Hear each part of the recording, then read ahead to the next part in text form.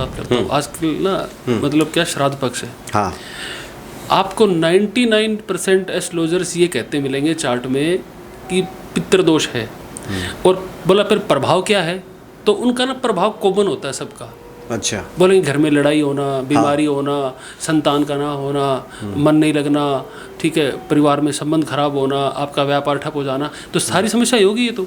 हाँ, आपने उसको बिल्कुल ये स्पेसिफिक कैसे किया कि ये जो प्रॉब्लम है ये पितृदोष का प्रॉब्लम है। ये हम कैसे पहचाने कि कौन सही है, कौन गलत है, कौन सही बता रहे हैं, कौन गलत बता रहे हैं, अच्छे ज्योतिषी कौन मैं है? आपको अच्छे ज्योतिषी की, क्योंकि वो तो सब लोग अपनी अपनी बातें कह रहे हैं उसमें, हाँ, तो लोगों के मन में तो एक भ्रम की स्थिति पैदा हो जाएगी। तो ऐसे लोगों का निराकरण कैसे होगा फिर? मैं आपको देखो मैं आपको आज बता देता हूँ कि जो आप टीवी पे देख रहे हो या वीडियो में देख रहे हो या आप रियल लाइफ में फेस टू फेस आके जिन भी ज्योतिषियों से मिल रहे हो, आप बिल्कुल आइडेंटिफाई कर लोगे एक ही झटके में ये सही है गलत है, बिना उसके बोले उसको देख के पता चल जाएगा आपको। तब सूत्र है कोई? सिंपल सा ये है, हाँ। अगर आपने सारी उंगलियों में अंगूठियां पहन रखी हैं, अच्छा, तो समझिए ज्योतिषी नहीं है। समझिए ज्योतिषी है ही नहीं।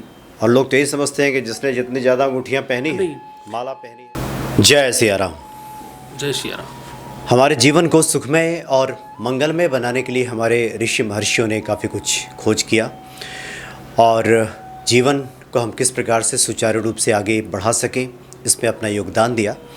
उसी में से एक ज्योतिष विद्या भी है, जिसको लेकर कई तरह के सवाल खड़े किए जाते हैं। भाग्य बड़ा या कर्म बड़ा, ज्योतिष से क्या कुछ हासिल होता है, ज्योतिष क्या अंधविश्वास तो नहीं है, इससे क्या सच में जीवन बदलता है, क्या जो हम उपाय करते हैं वो फलित भी होता है।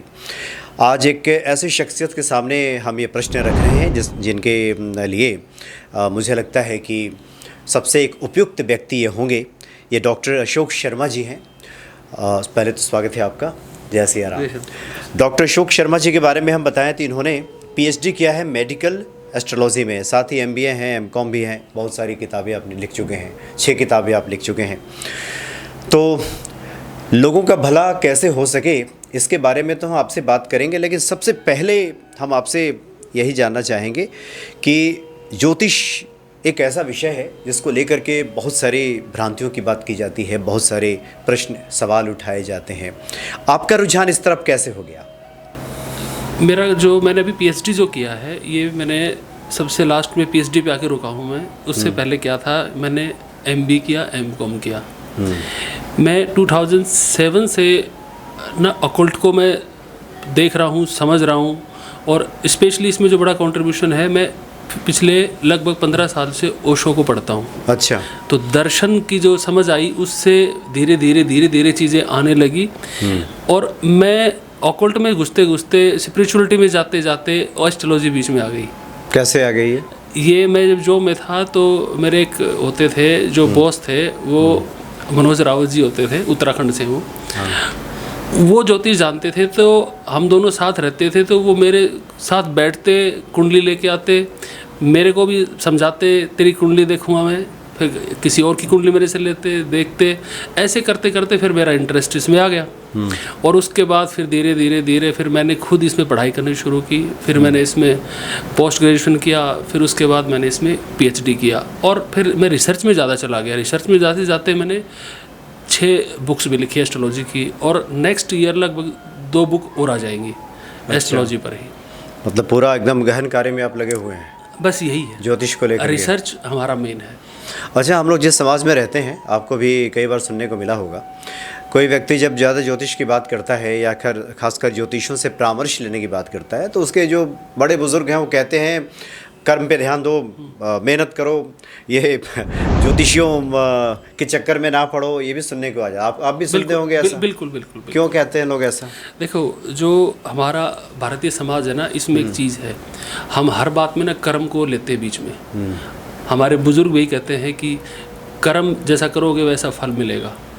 और हर ज्योतिष आचार्य वो भी आपको कहते मिलेंगे ये सब कुछ कर्मों का है।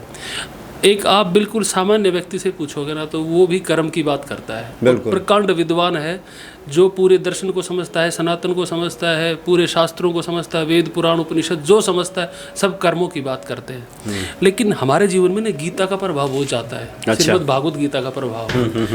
आप जब भी गीता का जिक्र करोगे तो लोग सिर्फ आपको 2-4 बातें बताएंगे, वो सीधा बोलेंगे कि निष्काम कर्म करो, क्या लेके आए थे क्या लेके जाओ। गीता ये नहीं है, इससे बहुत आगे की चीज़ है। गीता ना सांख्य दर्शन की एक तरह से पूरी झलक है। आपको सांख्य दर्शन दिखता है उसमें। भगवान कृष्ण जब आपसे कहते हैं कि आपकी आत्मा अजर अमर है, तो वो सांख्य का सूत्र है।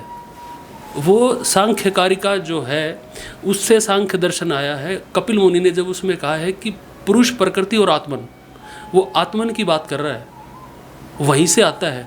और जो कर्म का सिद्धांत जो बनता है वो ये बनता है कि सांख्य दर्शन से ही आता है कॉज एंड इफेक्ट रिलेशनशिप।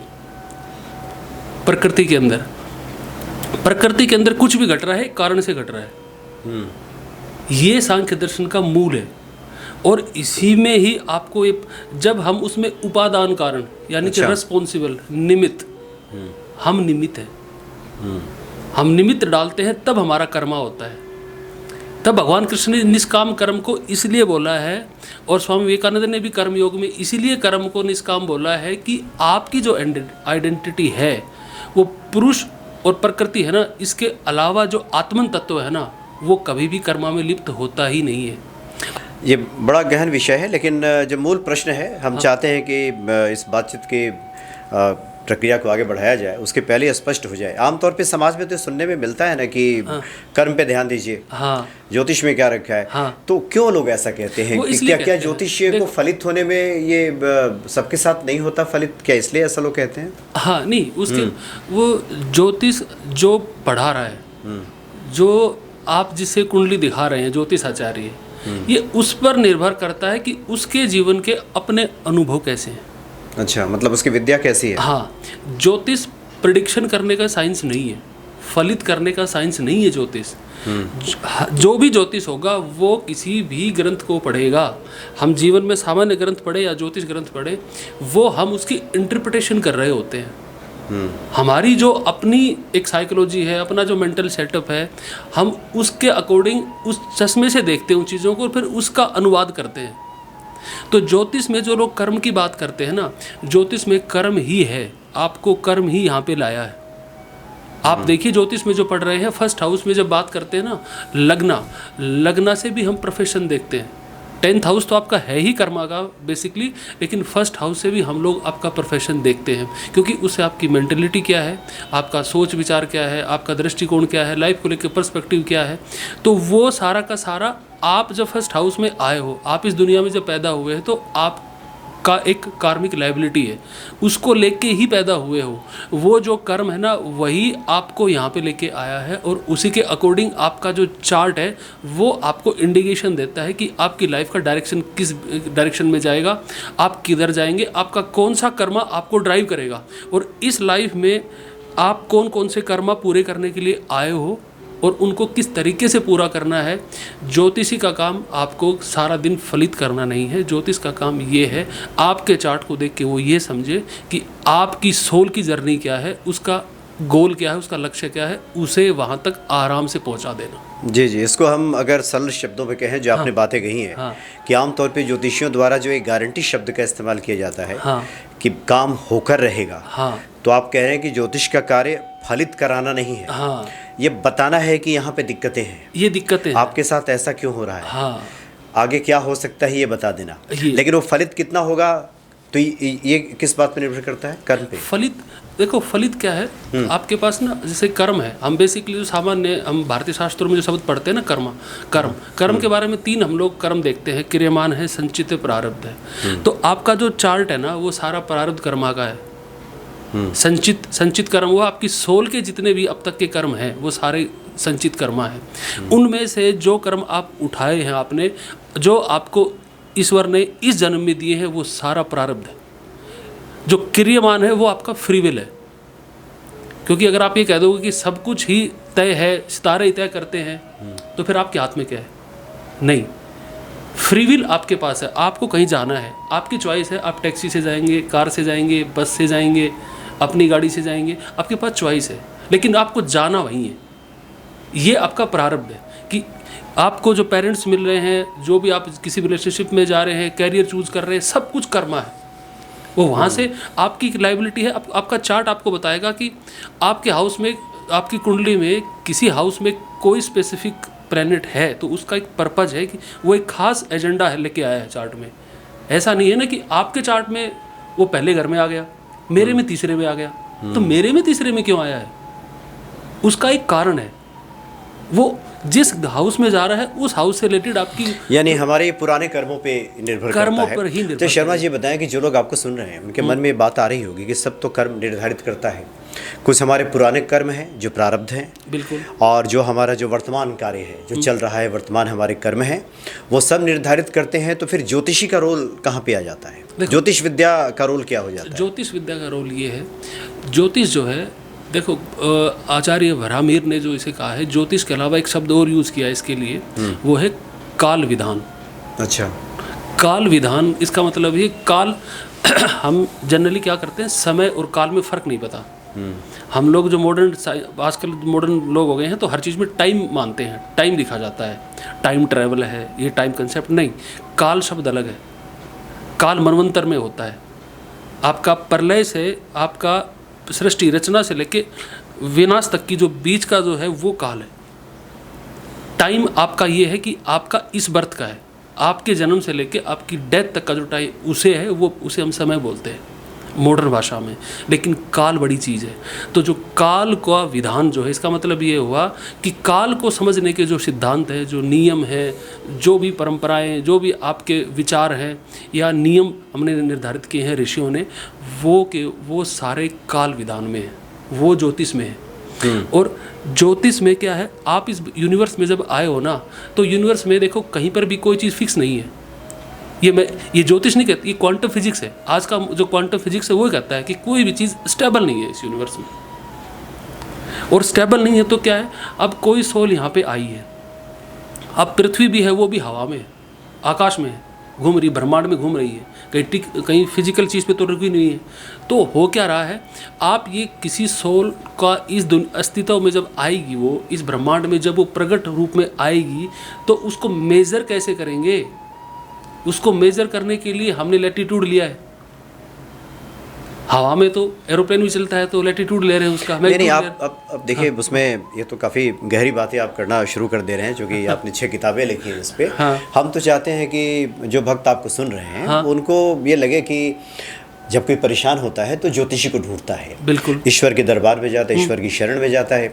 एक परेशान व्यक्ति जब किसी ज्योतिषी के पास जाता है तो वहाँ पहुँचता है तो क्या मिलता है उसको, क्या मिलेगा? आपने कहा कि फलित तो ज्योतिषी के हाथ में नहीं करा देना, तो फिर उसको वहाँ क्या मिलेगा? देखो क्या है, आपकी कुंडली के अंदर कुछ आपकी अच्छी चीज़ें भी हैं, बुरी चीज़ें भी हैं। ज्योतिष का काम ये है कि उन बुरी चीज़ों को चार्ट में आइडेंटिफाई करना। अच्छा, उन चीज़ों को पकड़ना है। और ये प्रॉब्लम जो आ रही है, इसका रूट कोज क्या है, किस ग्रह से आ रही है, किस ग्रह की गोचर में आएगी, महादशा में आएगी, युति में आएगी, तो ये उस पे तय करता है। अब ज्योतिषी क्या करते हैं, आजकल जो लोग कह रहे हैं ना कि हर चीज़ में आपको वो कह रहे हैं कि मैं कई बार पॉडकास्ट में सुनता हूँ तो कई ज्योतिष कहते हैं कि राहु कम काबू कर देंगे, राहु कम कंट्रोल कर देंगे। तो जो ये बात कह रहा है ना, उसका एक चीज़ आप तय कर लो, उसका चार्ट हम देख देते हैं, उसके चार्ट में राहु ही खराब है। अच्छा, आप किसी प्लैनेट को ठीक कर दोगे? आप मतलब आप क्या हो? आप आचार्य वराहमिहिर हो, महर्षि पराशर हो, आप ब्रह्मा जी हो, आप क्या है, आप ठीक कर दोगे, आप नीति को बदल दोगे? ऐसा नहीं होगा। लेकिन आपके पास एक रास्ता है, चार्ट में मान लो कोई ग्रह आपका ख़राब है तो आप उसका उपाय करके उन चीज़ों को थोड़ा सा आसान कर सकते हैं। हम लोग मिनिमाइज़ कर सकते हैं, हम मिनिमाइज़ कर सकते हैं। कोई कहता है कि ये उपाय कर लो, करोड़पति बन जाओगे। ऐसे करोड़पति बनते तो हम सभी करोड़पति होते, ऐसे करोड़पति नहीं हो सकता कोई भी। आप ये कर सकते हो, मान लो आपका बिजनेस नहीं चल रहा है, आपके पास दिन में 10 ग्राहक आ रहे हैं, तो जो ऑब्स्ट्रक्शन है, जो रुकावट है, जो बाधा है आपके काम में आ रही है, जो छोटी मोटी चीज़ है, आप उसको करेक्ट कर सकते हो। आपके 10 क्लाइंट है तो आपके 20 क्लाइंट आ सकते हैं, ये आप कर सकते हो। आप महीने का 20,000 कमा रहे हो, आप 30,000 कमा सकते हो। लेकिन आप ये कहो कि मैं 20,000 कमा के महीने के 1 करोड़ कैसे कमाऊंगा, तो ये ना आप प्रकृति के विरुद्ध जाने की कोशिश कर रहे हो। आप नीति को समझो, नीति क्या कह रही है उसके हिसाब से। तो कोई व्यक्ति जब किसी ज्योतिषी से मिलता है और अपना कुंडली उसके सामने रखता है तो ये ज्योतिषी बताते हैं कि देखिए यहाँ बाधाएं हैं, आप ये उपाय कर लीजिए, ये पूजा कर लीजिए। बिल्कुल। फलित कौन करता है? फलित क्या उस व्यक्ति के कर्म या फिर ईश्वर? वहाँ बात आ जाती है। हाँ, ईश्वर ने अपना काम कर दिया, आपको यहाँ भेज दिया है। आपकी सोल ने जो भी चीज़ें करी है पूर्व जन्म में करी है, अच्छा किया बुरा किया, उसके अनुसार ही जन्म मिल गया। लेकिन ज्योतिष जो फलित कर रहा है, फलित ज्योतिष में ये बहुत ज़रूरी है कि ज्योतिष जो है उसको ना आध्यात्मिक होना बहुत ज़रूरी है। अच्छा। स्पिरिचुअलिटी जब तक उसमें नहीं आएगी ना, उसका जो भी वो प्लेनेट को जो लेके उसके फलित कर रहा है ना, वो सारा का सारा मटेरियल पॉइंट ऑफ व्यू से होगा और वो आपको ट्रबल में डाल देगा। अब उपाय, आप कोई भी उपाय ले लीजिए, मान लीजिए आपके पास कोई आता है, आप कहते हो 4th हाउस का मंगल है जी, बोला मांगलिक हो गया। नॉर्मल एस्ट्रोलजर्स क्या करते हैं, नॉर्मल एस्ट्रोलजर्स का मतलब ये है कि आजकल ना एस्ट्रोलजर्स क्या हो रहे हैं, 2-2 3-3 महीने में एस्ट्रोलॉजी सीख रहे हैं और ये विद्या ऐसी है, ये गुरु परंपरा की विद्या है, ये ऐसे नहीं आती है। इसमें आपको पूरा जीवन खपाना पड़ेगा, तब आपको चीज़ें समझ आने लगती हैं। तो विजडम जो पैदा होती है वो एक समय लेती है। विजडम कोई ऐसा नहीं कि कोर्स नहीं है, विजडम का कोई कोर्स नहीं होता है। विजडम आपके अंदर आध्यात्मिक रहोगे, गुरु के शरण में जाओगे, आप शास्त्रों का अध्ययन करोगे, तब वो चीज़ पैदा होती है आप में। तो अब क्या करते हैं, जो एस्ट्रोलॉजर उपाय बता रहे हैं आपको, जैसे ऐप पे चले गए, 2 महीने किया, वहाँ से सीखा, आगे एस्ट्रोलॉजर लिखना शुरू कर दिया, फिर वो आपको उपाय क्या बताते हैं, आपने 4th हाउस का मंगल किसी कुंडली में देखा, सीधा मांगलिक फलित कर दिया उसको, और उसके बाद फिर बोला कि अब इसका वैवाहिक जीवन खराब है। लेकिन ऐसा होता नहीं है, रियल लाइफ में ऐसा होता नहीं है। अब मंगल है, ये नहीं बताया कि मंगल की डिग्री कितनी है। अच्छा, आपको मैं बता रहा हूँ, मंगल ये बोला कि मंगल कर्क में मंगल नीच का है और मकर में उच्च का है। लेकिन मंगल अगर 10 डिग्री पे है कैंसर साइन में ही, नीच का रिजल्ट ही देगा। सॉरी, उच्च का 10 डिग्री पे तो उच्च का रिजल्ट देगा वो, चाहे भले ही कैंसर में बैठा हो। साइन वाइज, हाउस वाइज नीच का है, डिग्री 10 डिग्री पे है तो वो आपको एक्सोल्टेशन के रिजल्ट देगा। इसको वाइस वर्सा कर लो, अगर कैप्रिकॉन साइन में मंगल बैठा हुआ है, अगर वो 4 डिग्री का है तो वो आपको नेगेटिव रिजल्ट ही देगा, नीच के फल करेगा और हम खुश होते रहेंगे। ज्योतिष बता रहा है कि मंगल तो बहुत बढ़िया है, आपके तो वार न्यारे हो जाएंगे, आप तो सेना में जाएंगे, आप तो ऑफिसर बन जाएंगे, आप सरकार में आपका हिस्सा बनेगा, आप मंत्री पद प्राप्त करोगे। लेकिन पता चलेगा मंत्री तो छोड़िए, उसका जीवन तबाह हो गया है। अच्छा, आपने बहुत महत्वपूर्ण एक बात बताई। आपने कहा कि जो ज्योतिषी का अगर आचरण सही होगा, हाँ, वो साधक होगा, वो सात्विक प्रवृत्ति का, हाँ, सात्विक होगा, प्रवृत्ति का, तो उसके द्वारा बताए गए उपाय ज़्यादा फलित होंगे और वो आपको भटकाएगा नहीं। वो आपको आपके अंदर ना सत्व की जो है वो वृद्धि करने की कोशिश करेगा। वो आपको आपकी चीज़ों को ना प्यूरिफाई करने की कोशिश करेगा, बजाय चीज़ों में उलझाने के। अब आप बताइए, कोई व्यक्ति कोई एक इंसान आपके पास आता है, एक इंसान मेरे पास आता है कुंडली लेके कि बोला मुझे जेल होने वाली है, मैं जेल में हूँ, जेल हो जाएगी, मेरे को मुकदमा है। अच्छा। लेकिन उसने मर्डर कर रखा है और आप उसे गारंटी दे रहे हो कि नहीं, मैं ये उपाय कर लो, आप जेल नहीं जाओगे गारंटी से। नहीं, आपने आप समझो ना, वो कर्मा क्या करके, वो क्या कर्म करके आया है, आप उसके से गारंटी ले रहे हो। आप उसे नहीं बचा पाओगे। आप उसे सिर्फ इतना कर सकते हो कि आप प्रभु की शरण में जाओ, भगवान का नाम लो, पश्चाताप करो और जो किया है उस परिवार से आके माफ़ी मांगो, जो भी करो, ये रेमेडी है उसका। अच्छा, यानी ज्योतिषी अगर सही ज्ञाता हो, सही उसने जानकारी हासिल की है, पढ़ाई की है, तो ये ज्योतिष अंधविश्वास ना बन करके एक विज्ञान बन जाता है। हाँ, एक विज्ञान जिस और आप बार बार इशारा दे रहे हैं, बार बार आप चर्चा कर रहे हैं। लेकिन चूंकि आज पहली मुलाकात है भक्तों के साथ आपकी, तो इसलिए हम तो चाहते थे कि एक बेसिक जानकारी पहले भक्तों को मिल जाए और आगे कड़ियों में हम लोग गहराई से भी बात करेंगे इस विषय पे। अभी क्या आप बता दें कि आपने कहा कि फलित तो तभी होगा जब ज्योतिषी के भीतर सात्विकता होगी।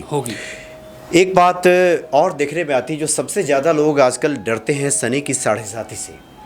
कोई भी ज्योतिषी कहता है कि 7.5 आप पे है, या एक शब्द आजकल ये भी है काफ़ी चर्चा में कि आप पे पितृदोष है। इस तरह की बातें भी आ जाती हैं, इसकी क्या सच्चाई है? देखो, पहले मैं पितृदोष की बात करता हूँ। आजकल ना मतलब क्या श्राद्ध पक्ष है। हाँ, आपको 99% एस्ट्रोलॉजर्स ये कहते मिलेंगे चार्ट में कि पितृदोष है। और बोला फिर प्रभाव क्या है, तो उनका ना प्रभाव कॉमन होता है सबका। अच्छा, बोलेंगे घर में लड़ाई होना, बीमारी होना, संतान का ना होना, मन नहीं लगना, ठीक है, परिवार में संबंध खराब होना, आपका व्यापार ठप हो जाना, तो सारी समस्या होगी ये तो।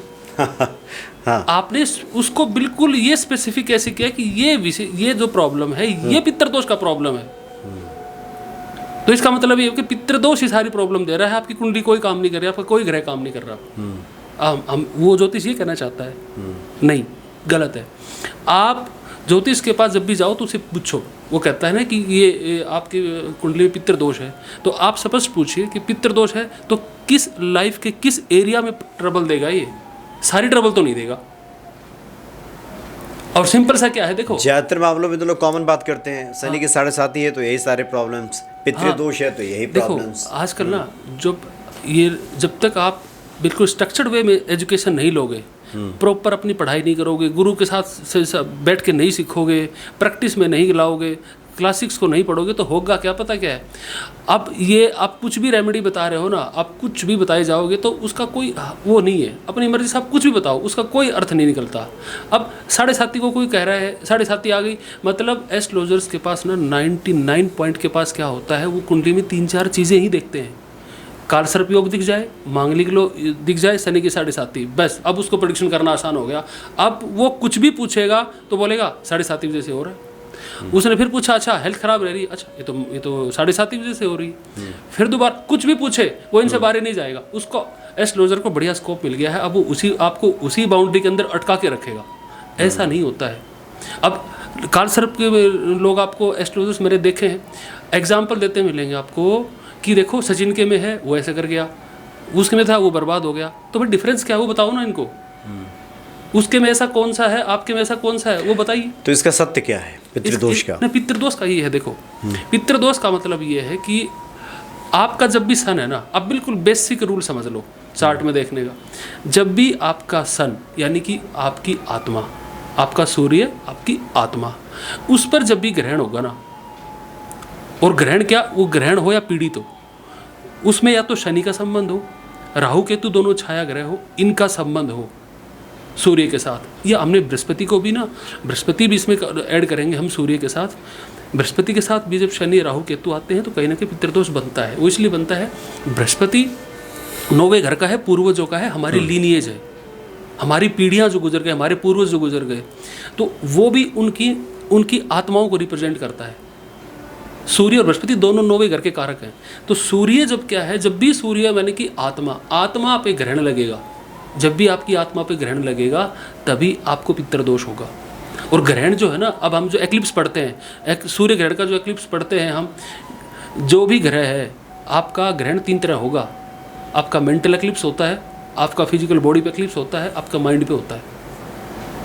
तो जब भी आपका सूर्य एफ्लिक्टेड होगा राहु केतु शनि से, आपको पितृदोष होगा। और मान लो सूर्य किस घर में है, अब उस घर से रिलेटेड आपको ट्रबल आएंगी। और दूसरा, जहाँ पे कुंडली में लियो साइन है 5 नंबर, सिंह राशि जहाँ पर है, ये 2 घर आपकी लाइफ में ट्रबल के एरिया बनेंगे, बाकी किसी भी एरिया में ट्रबल नहीं आएगा।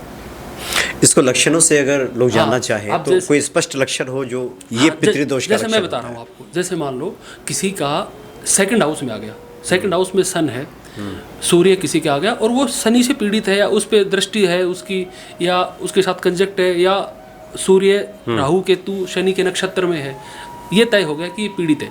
तो अब जो प्रॉब्लम आएंगी वो प्रॉब्लम ये आएंगी कि उस आदमी को पैसा जोड़ने में, पैसा इकट्ठा करने में, या फैमिली के साथ संबंध बनाने में, या उसकी वाणी जो है उसके अंदर कुछ प्रॉब्लम्स आएंगी। वो या तो गलत बोलेगा, अहंकारवश बोलेगा, या अपशब्द बोलेगा, या उसके पास इनकम के सोर्स लिमिटेड हो जाएंगे, या उसमें रुकावटें आएंगी, आर्थिक तंगी यहाँ पे झेलेगा। लेकिन अब अगर वो ये कहे कि प्रोफेशन में दिक्कत आएगी इसके, ऐसा नहीं है, ऐसा नहीं है। प्रोफेशन में हो सकता है दुकान पे जा रहा है, बहुत अच्छे ग्राहक आ रहे हैं, बहुत अच्छे पैसे आ रहे हैं, बढ़िया काम चल रहा है, लेकिन सेविंग नहीं कर पा रहा है, ये दोष है उसका वारा। अब वो कोई कहेगा नहीं जी रिलेशनशिप खराब हो रहे हैं जी, वो अब हर चीज़ को एक चीज़ के साथ मिक्स नहीं करना, स्पेसिफिक बताओ ये प्रॉब्लम इस ग्रह की, इसका ये परिणाम है। तो लगे हाथों मान लीजिए कि कोई इस तरह की बाधा से जूझ रहा हो, हाँ, तो उसके लिए क्या समाधान फिर क्या इसका है? नहीं, पितृदोष का सिर्फ ये समाधान है, मैं आपको 3-4 उपाय बताता हूँ, जनरल रेमेडी है, कोई भी कर सकता है। अब खीर का दान आप अमावस्या को और पूर्णिमा को और सोमवार को। ये आप रेगुलरली टेंपल में दीजिए। जब भी पूर्णिमा आए, जब भी अमावस्या आए, जब भी सोमवार आए, आप एक कटोरी खीर या जितनी आपकी श्रद्धा हो आप टेंपल में देना शुरू करिए। ये आपकी लाइफ की प्रैक्टिस होनी चाहिए। तो इससे ना आपको सबसे बड़ी चीज़ क्या है, आपको बड़ी कोई पूजा करवाने की ज़रूरत नहीं है। आप सिंपली इस प्रैक्टिस को करके भी ना आपको रिजल्ट आएगा, 2-4 महीने में आएगा, लेकिन आपके पास रिजल्ट 100% आपको आ जाएगा। ये बिल्कुल यानी इन उपायों को किया जाए तब भी आपका पितृदोष समाप्त हो जाएगा। समाप्त तो आप ये कहना चाह रहे हैं कि आजकल जो चलन में है कि हर बात पे पितृदोष की बात की जाती है, हाँ। ये सत्य नहीं है। ये सत्य नहीं, ये सत्य नहीं ये है। सत्य नहीं है। इसके साइंटिफिक कारणों को आप समझिए। हाँ, पितृदोष सत्य है, लेकिन हर चीज में ही पितृदोष को जिम्मेदार ठहरा देना ये गलत है। ये गलत है। ये गलत है। वैसा ही एक सारे साथी भी है। हाँ। हालांकि सारे साथी तो कुंडली में उसका एक समय होता है, निर्धारित होता है। हाँ। लेकिन सारे साथी को लेकर भी लोग काफ़ी भयभीत रहते हैं, भगवान शनि को लेकर भी और सारे साथी को लेकर भी। आपने क्या पाया है? देखो, साढ़े साथी को नॉर्मली क्या है, टेक्निकली क्या होता है, चंद्र आपकी जो लगन, चंद्र लगन की जो कुंडली होती है, चंद्र से कहें, चंद्र से 12वें और चंद्र के ऊपर और इसके आगे जब भी शनि गोचर करेगा वो साढ़े साती होगी। एक साइन में 2.5 साल रुकेगा, तो 2.5 7.5 साल हो गए, ये साढ़े साती है। लेकिन मैं बता रहा हूँ आपको, चार्ट के अंदर आपका सैटर्न सही है, शनि कुंडली में सही है, साढ़े साती आपके लिए ट्रबल नहीं दे रही। लेकिन लोगों को साढ़े साती के नाम पे पता क्या है, इतना क्योंकि उन्हें कुंडली देखनी आती नहीं है, वो समझते नहीं है ज्योतिष। तो ज्योतिष आचार्य जो कह रहे हैं वही सत्य है। लेकिन आप साढ़े साती के कंसेप्ट को समझिए। साढ़े साती का मतलब क्या है, चंद्रमा ना आपका मन है। अब उसको थोड़ा मॉडर्न टर्म में बात करना शुरू करें तो वो आपकी कॉन्शियसनेस है, आपकी चेतना है। आपकी चेतना ना, जो भी विचार है, नकारात्मक विचार है, सकारात्मक विचार है, वो आपकी चेतना में स्टोर होता है। और इस एग्जिस्टेंस में, इस अस्तित्व में आपका विचार आपके मन में है, इसके अलावा उसका कोई स्टोरेज नहीं है। तो क्या है, सैटर्न को हम बोलते हैं कि ये प्रकृति में न्यायाधीश है। ज्योतिष में से बोलते हैं कर्म प्रधान यही है, कर्म का प्रधान यही है, कर्म का लॉर्ड यही है। तो कर्म का लॉर्ड का मतलब ये नहीं कि वो आपसे कर्म करवाएगा, नहीं, उस कर्म आपको ही करने हैं। उसका अर्थ ये बनता है कि जब सैटर्न आपके 12th हाउस क्या है, आपके लॉसेस का है। आपको डिटैच होना है, छोड़ना है या त्यागना है। प्यार से त्याग दो, या वो आपको जब उसका गोचर आएगा तो वो आप छुड़वा देगा। तो वो छुड़वाने का उसका ये एजेंडा नहीं होता। शनि का कभी आपके साथ ऐसा कोई एजेंडा लेके नहीं आते कि आपको परेशान करना, टॉर्चर करना है। आपको करेक्ट करना होता है। फॉर एग्जाम्पल, आपका कोई फैमिली में ऐसा आदमी है जो आपके पैसे बर्बाद कर देता है, जुआ खेलता है, हार जाता है। पता चलेगा सैटर्न का गोचर आया जब वो एक्सपायर हो गए।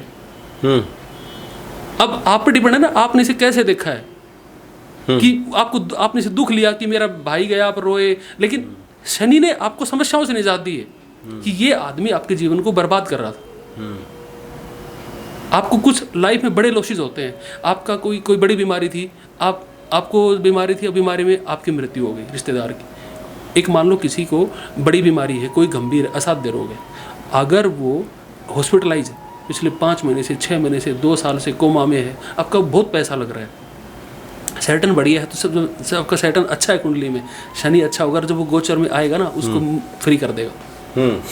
अब आप तो बैठ के रोएंगे कि शनि ने बड़ा दुख दिया। देखो, अभी बताएं कि जिन लोगों की साढ़े साथी चल रही है और जो बहुत परेशान रहते हैं कि जीवन में तो कुछ अच्छा हो ही नहीं रहा, उन लोगों को क्या करना चाहिए?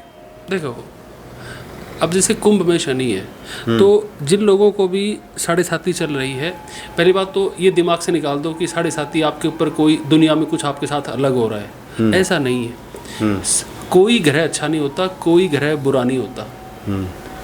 हर कुंडली में हर ग्रह का अलग अलग भूमिका है। अरे शुभ अशुभ प्रभाव वो दोनों देते हैं। हाँ, उसको छोड़ दो आप कभी, हम क्या बोलते हैं ज्योतिष में, नैसर्गिक रूप से बोले गुरु शुभ हमेशा शुभ होता है, चंद्रमा शुभ होता है, शुक्र शुभ होता है।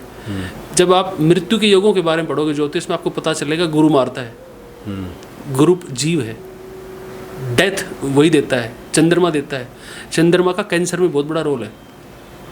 ठीक है, तो आप ये मत सोचिए कि आंख बंद करके ये मत मानिए कि यही ग्रह अच्छा है, शनि बुराई होता है। नहीं, कोई भी ग्रह कुंडली पे निर्भर करेगा वो किस हाउस को या किस घर का लॉर्ड है और उसकी अंतिम स्थिति क्या है, षडबल में कैसा है, डिग्री में कैसा है, युति में किसके साथ है, उस पर जो दृष्टि आ रही है वो किसकी है, किस लगन में है। अब जैसे मैं एग्जांपल दे रहा हूँ आपको जी। किसी का तुला लगन है, उसको 7.5 आए, शनि नीच का हो, उच्च का हो, कुंडली में कहीं पर भी हो, उसको जिंदगी में शनि बढ़िया रिजल्ट ही देगा। कोई उपाय करने की जरूरत नहीं है। तुला राशि वालों को? तुला को। अच्छा। आप कुछ भी करिए, शनि आपको जिंदगी में बुरे रिजल्ट दे ही नहीं सकता। सिंपल सा है, ठीक है। अब ऐसे मैं बात करूं, ये तो शनि के जो डर था वो मैंने बताया। अब मान लो किसी का मंगल है, चार्ट में मंगल कहीं पर बैठा हो, मांगलिक हो, अच्छा है, नीच है, उच्च का है, बुरा, इसको भूल जाइए। आपका कैप्रिकॉर्न लगन है ना, मकर लगन की कुंडली है, मंगल अच्छा ही है, गारंटी के साथ अच्छे रिजल्ट देगा मंगल। अपनी अपनी कुंडली खोल के चेक कर सकते हो, जब भी उसका गोचर या वो दशा महादशांतर दशाओं में आएगा, आप नोट कर लीजिए, आपको शानदार इवेंट होंगी आपके साथ। आपके करियर में आप देख लीजिए, आपके करियर में क्या बड़ा चेंज आएगा, आपका करियर में क्या कॉन्फिडेंस आएगा, बॉस के साथ, प्रोफेशनल लाइफ में आपका आप स्वैग हो जाएगा आपका। मार्केटिंग में, सेल्स में तो फिर तो आपको पता चलेगा आपकी बॉडी का एनर्जी लेवल कितना हाई हो गया, आपको पता ही नहीं चलेगा। आपका चंद्रमा है, मान लो किसी के स्कॉर्पियो लगन है, वृश्चिक लगन है, चंद्रमा कितना उचका हो, कितना ही बढ़िया हो, गज के योग बना के बैठा हो, जिंदगी में चंद्रमा आपको टॉर्चर करेगा। कोई उसका सिंपल सा उपाय ये है, आप चुपचाप भगवान विष्णु का जाप करिए, आप उनके जाए, आप सत्यनारायण की कथा करिए, आप नारायण कवच पढ़िए, आप गजेंद्र मोक्ष का पाठ करिए, आपका काम हो जाएगा गारंटी के साथ, आपको मेंटल पीस मिलेगा। अदरवाइज आप रतन पहनिए, रतनों के बारे में आप ज़्यादा हो जाएगा वो फिर रत्नों के बारे में हम लोग आगे से बात करेंगे, अगले पॉडकास्ट में देखेंगे जी। तो उपाय होते हैं, लेकिन उपाय कुंडली को विशेष को देख के उपाय होते हैं और उपाय काम करते हैं। लेकिन ये जो आजकल जो बताए जा रहे हैं अंधाधुंध उपाय, जो उपाय बताए जा रहे हैं सारा दिन उपाय नुकसान भी करते हैं। अब एक फैशन चला हुआ, मैं आपका एग्जांपल दे रहा हूँ, एक फैशन है, लोग ना आजकल बुधवार को हरे, बृहस्पतिवार को पीला, शुक्रवार को सफ़ेद, शनिवार को काला, ये लोग पहनते हैं। ये इतना खतरनाक है, आपके लिए कोई कलर सुटेबल है ही नहीं। आपके लिए मान लीजिए ब्लैक कलर है, वो सुटेबल है ही नहीं, आपकी चार्ट में सैटर्न खराब है, आप ब्लैक कलर कभी पहनेंगे आपको दिक्कत ही देगा। शनिवार से फर्क नहीं पड़ेगा, वो आपको दिक्कत ही देगा, कभी आप सातों दिन दिक्कत देगा। हाँ। मंगल खराब है आपके चार्ट में, लाल रंग कभी पहनिए दिक्कत देगा। लेकिन लोग हम लोग सुन रहे हैं, कहीं भी पढ़ रहे हैं। देखो यूट्यूब पे पढ़ने से, कहीं भी ऐसे पढ़ने से ठीक वैसा ही है, हम ना कोई हमारे शरीर में बीमारी हो जाए और हम गूगल पे पढ़ के दवाई ले लें तो रिस्क बहुत बड़ा है। तो हमेशा जब भी प्रॉब्लम हो एस्ट्रोलॉजर से बात करें, कंसल्ट करें, उसके बाद ही उपायों पे जाएं। अच्छा, एक और हम चाहते हैं कि इस कड़ी में एक जिज्ञासा जो भक्तों की रहती है, और खास करके अब आपको सुनने के बाद जिन लोगों ने अब तक आपको सुन लिया, उनके मन में एक सवाल आ गया होगा कि हम कैसे पहचाने कि कौन सही है, कौन गलत है, कौन सही बता रहे हैं, कौन गलत बता रहे हैं, अच्छे ज्योतिषी कौन है। आपको अच्छे ज्योतिषी की, क्योंकि वो तो सब लोग अपनी अपनी बातें कह रहे हैं उसमें, तो लोगों के मन में तो एक भ्रम की स्थिति पैदा हो जाएगी। तो ऐसे लोगों का निराकरण कैसे होगा फिर? मैं आपको देखो, मैं आपको आज बता देता हूँ कि जो आप टीवी पे देख रहे हो या वीडियो में देख रहे हो या आप रियल लाइफ में फेस टू फेस आके जिन भी ज्योतिषियों से मिल रहे हो, आप बिल्कुल आइडेंटिफाई कर लोगे एक ही झटके में ये सही है गलत है, बिना उसके बोले उसको देख के पता चल जाएगा आपको। तब सूत्र है कोई? सिंपल सा ये है, अगर आपने सारे उंगलियों में अंगूठियां पहन रखी हैं, अच्छा, तो समझिए ज्योतिषी नहीं है, समझिए ज्योतिषी है ही नहीं। और लोग तो यही समझते हैं कि जिसने जितनी ज्यादा अंगूठियां पहनी है, माला पहनी है, आपने एक आध अंगूठी पहनी है, अच्छा, वो सही है। ये वही उसका मतलब है कि कोई एक ग्रह खराब होगा, शॉर्ट टर्म पहना है, ठीक है, समझ में आता है, कोई उपाय होगा। सारे अगर उंगलियों में अंगूठी पहनी, इसका मतलब कि सारे ग्रह थोड़ी खराब है, और सारे ग्रह खराब है। और कुछ लोग तो डबल अंगूठियां पहन लेते हैं, डबल ट्रिपल पहन रहे हैं। ये आप बिल्कुल समझ जाइए, ये ज्योतिष है ही नहीं, उसको पता ही नहीं है, उसको ज्योतिष का कुछ नहीं पता, ना उसने कुछ पढ़ा है। आप भरत प्राशर होरा शास्त्र को ज्योतिषी संविधान मानते हैं, उसके अंदर 87 चैप्टर में स्पष्ट लिखा हुआ है, ग्रह शांति अध्याय में महर्षि पराशर जी ने, कि जो भी आपकी समस्याएं होंगी ना, फर्स्ट श्लोक में लिख दिया है कि जो भी आपकी समस्याएं होंगी, मैत्रेय पूछते हैं उनसे, तो उन्होंने स्पष्ट कहा है जितनी भी आपके कष्ट होंगे उनका एक ही समाधान है, यज्ञ करो। यानी कि वेद को फॉलो करो। वेद में क्या है? जप तप दान। अमीर है तो रतन पहन ले, अथवा जप तप दान, इसके अलावा ना आपके पास कोई उपाय नहीं है। चलिए, एक सूत्र तो आपने बता दिया हाँ। कि जिसके हाथों में जितनी ज़्यादा अंगूठियाँ, डबल ट्रिपल अंगूठियाँ हैं, हाँ। तो समझिए कि वो ज्योतिषी नहीं है। बिल्कुल। और अगली चीज़, वैसे देखिए, हमने जो पहना है ये कोई रत्न नहीं है। हाँ ये नहीं, ये तो सोने की मैंने अंगूठी बोला है। एक आध अंगूठी मैं ही पहन सकता हूँ, आप भी पहन सकते हो। और दूसरी क्या पहचान है? हालांकि इसका मतलब ये भी नहीं है कि जिसने अंगूठियां नहीं पहनी है वो भी ज्योतिष है। हाँ, ऐसा इसका मतलब ये भी नहीं कि है अगर कि मैंने जिसने नहीं पहनी है पहने तो ज्योतिष है। आपको जब देखो क्या है, दूसरी चीज़ क्या है, आपको ना सिंपल रहने की जरूरत नहीं, आपने बहुत अच्छी बात बताई, क्योंकि आमतौर पे लोग जो भ्रमित हो जाते हैं हाँ। वो इन्हीं को देख के तो हो जाते हैं। हाँ। बहुत सारे माला गर्दन में और बहुत सारे अंगूठियाँ, हाँ, ये तो लोग समझ जाते हैं कि अच्छा ये लगता है बड़े ज्योतिष हैं। अब जैसे क्या है, कई लोग ना आपको इतनी मालाएं पहन के मिलेंगे, इतने बड़े बड़े तिलक और अलग अलग तरह की पूरा एक गेटअप बना के रखते हैं। देखो, कोई उस पर ये काउंटर क्वेश्चन कर सकता है कि देखो जी, डॉक्टर की भी ड्रेस होती है, सफ़ेद कोट पहनता है, लॉयर काला कोट पहनता है, तो ज्योतिषी की भी सनातन का वो है तो पहचान होती है। ऐसा नहीं है। पहचान होती है जो, देखो आपने पुराने साधु तो एक काम करो, ऋषियों को पढ़ो, आप सनातनी हो ना तो ऋषियों को पढ़ो। कभी कोई ऋषि आके पॉडकास्ट करता था? कभी कोई ऋषि आके ऑफिस खोल के बैठता था बाजार में? नहीं। वो हिमालय में रहते थे, अपने साधना में रहते थे, जिसको पूछना होता था उनके पास जाते, और तब भी वो पलट के जवाब नहीं देते थे, चक्कर काटते रहते। तब आपको जाके मुश्किल से या तो बताएंगे नहीं, बताएंगे तो एक बात बताएंगे, और वो भी कोड वर्ड में। ये चूंकि उनका प्रोफेशन नहीं था। हाँ। ये दरअसल एक तरह से संन्यास्त, संन्यास थे। लेकिन आजकल के चूंकि प्रोफेशन अब अलग अलग यूनिवर्सिटीज़ में, जैसे आपने PhD किया है, जो भी स्टूडेंट्स पढ़ करके ज्योतिष आएंगे और अपना प्रोफेशन बनाएंगे, तो वो तो चाहेंगे अर्निंग हो, तो बाज़ार के हिसाब से हो सकता है कि उसमें उतर जाएं। लेकिन हाँ, ये इसका मतलब ये नहीं, जैसे कि आपने सही बताया, इसका मतलब ये भी नहीं है कि आपने बहुत सारे इस तरह का विष धारण कर लिया है और भीतर की ही विद्या लोप हो। हाँ, ये नहीं होना चाहिए। आपका तात्पर्य मुझे लगता है कि ये है कि मैं आपको एग्जांपल देता हूँ। मैंने ऐप है आजकल, जो ऐप पे एस्ट्रोलॉजर आते हैं, 2-1 साल पहले मेरे पास एक कॉल आया, बोला आप कंसल्ट करना चाहते हैं? तो मैं कहा ठीक है, मैं कहा चलो टाइम पास करते हैं। मैंने उस पर, एक लड़की थी, उसने फ़ोन आया मेरे पास, तो वो बोली सर, बोली आपका चंद्रमा नीच का है। हाँ। तो मैंने उससे वैसे पूछ लिया, अच्छा क्या होगा? तो बोली आपको नींद नहीं आएगी, आपको मानसिक परेशानियाँ रहेंगी। अच्छा, तो मैं बोला चंद्रमा नीच कितने डिग्री पे होता है? तो वो चुप हो गई, बता नहीं पाई। अच्छा। ये जो ऐप आ रहे हैं ना, ऐप के ऊपर कोई भी, ये जो बैठे ना लोग, पता क्या हो रहा है, मैं आपको बताता हूँ रियलिटी। वहाँ पे ये खुद ऐप में कोई भी डेट ऑफ बर्थ बताओगे, आप उसको ओपन कर लेते हैं और उसी में से पढ़ के बोलने लगेंगे। आपको लगेगा ज्योतिषी को पता तो सारा है, मेरी कुंडली के बारे में पता है, सारे योग पढ़ के बता रहा है, सारी दशाएं बता रहा है, इसका मतलब पता तो है इसको।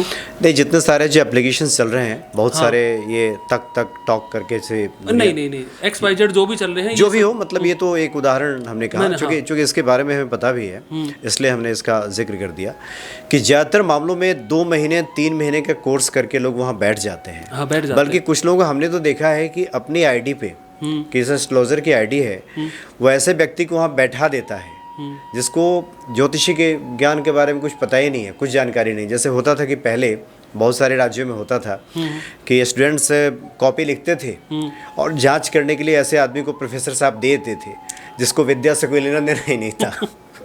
तो आजकल तो हम देख रहे हैं कि ज्योतिषी अपना रजिस्ट्रेशन करा के और ऐसे वैसे को बैठा देते हैं। मैं आपको एक बिल्कुल जो भी लोग देख रहे हैं वो आराम से अपनी कुंडली देख के पता कर सकते हैं, जिनकी कुंडली में भी कोई भी ग्रह नीचे या ऊंच का है। आप किसी भी ज्योतिष को फ़ोन कर लो, आपको छूटते, मैं आपको एग्जाम्पल दे रहा हूँ। मान लीजिए कि आपका शनि है, तुला में है, ठीक है, सीधा बोलेंगे ऊंच का है।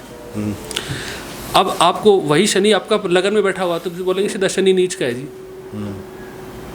लेकिन शनि जो है, शनि नीच का है, 21 डिग्री पे शनि नीच का होता है।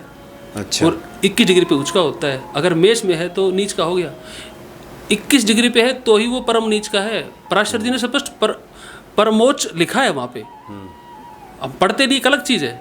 घर में रखते हैं एस्ट्रोलॉजर्स, व्रत प्राशर और शास्त्र सजा के रखते हैं, पढ़ते नहीं है।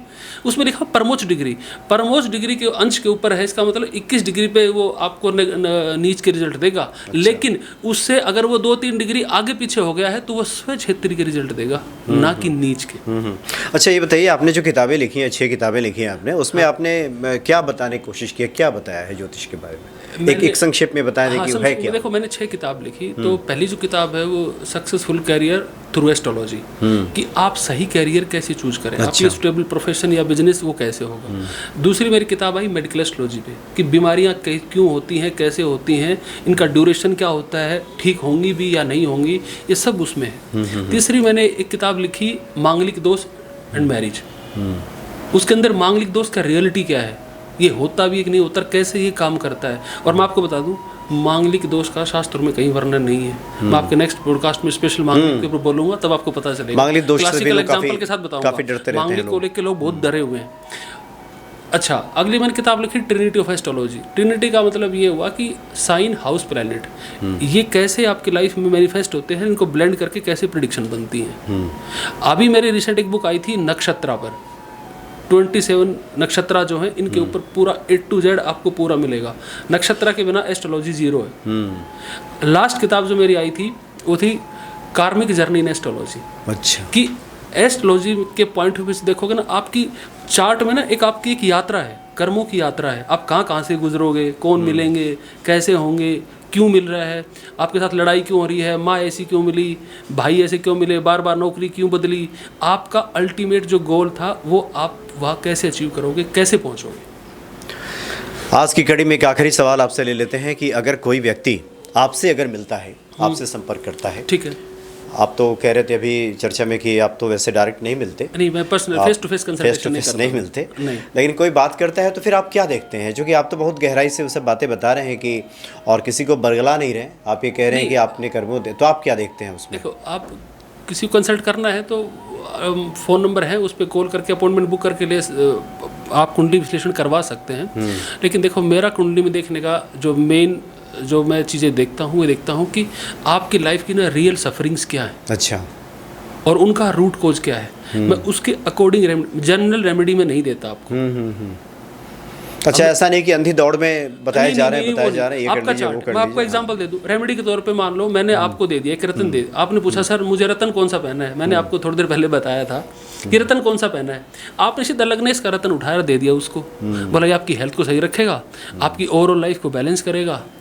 पता चला ये D10 में ये प्लेनेट 12th में जाके बैठा हुआ है, इसका लॉर्ड। आप रतन पहनोगे, आपकी 1.5 महीने में जॉब, 1.5 या 2 महीने में जॉब चली जाएगी।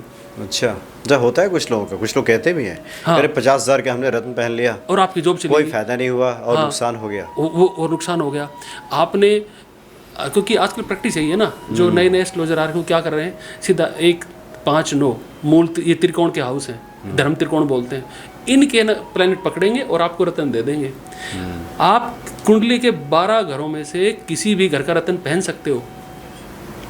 अब मैं आपको बता रहा हूँ, आपको बीमारी है और आप ठीक नहीं हो रहे हो किसी भी तरह से, ठीक है, आपने सारे ट्रीटमेंट ले लिए, आप 6th या 8th का क्रोनिक डिसीज है तो आप 8th का स्टोन पहनिए, जबकि किसी बुक में नहीं लिखा कि 8th का स्टोन पहनने से कोई ठीक होता होगा। लोग रिकमेंड ही नहीं करते ज्योतिषी, नहीं, आप पहन सकते हो, वो बीमारी में आपको फ़ायदा देगा, लेकिन कितने दिन पहनना है वो दशा गोचर को देख के पता चलता है, और बीमारी कंट्रोल होती है, ठीक भी हो सकती है।